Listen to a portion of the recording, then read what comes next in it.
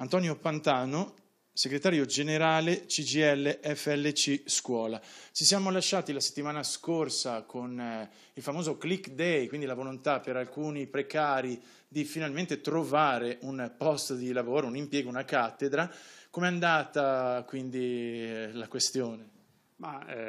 Click day diciamo che ha avuto una risposta da parte di chi era nelle graduatorie di esaurimento del più o meno il 70%, hanno comunque, nonostante le difficoltà, hanno accettato, e nonostante il nostro consiglio di partecipare a questa fase, comunque il 30% non se l'è sentita, perché essendo su base nazionale non sapevi esattamente qual era la sede definitiva di appartenenza, rimettendo in discussione come dire, tutto il tuo sistema di vita nel giro di poco tempo.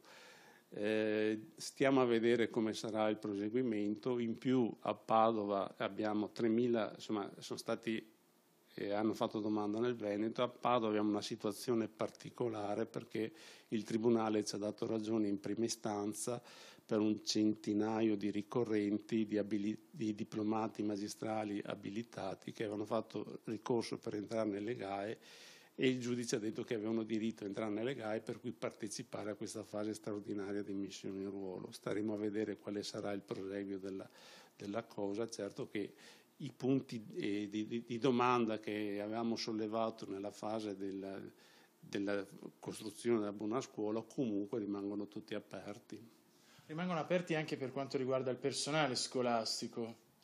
Sicuramente sì, perché queste persone si trovano a dover dare un sì, non sapendo esattamente in quale provincia andranno a insegnare, e questo può anche sconvolgere delle situazioni.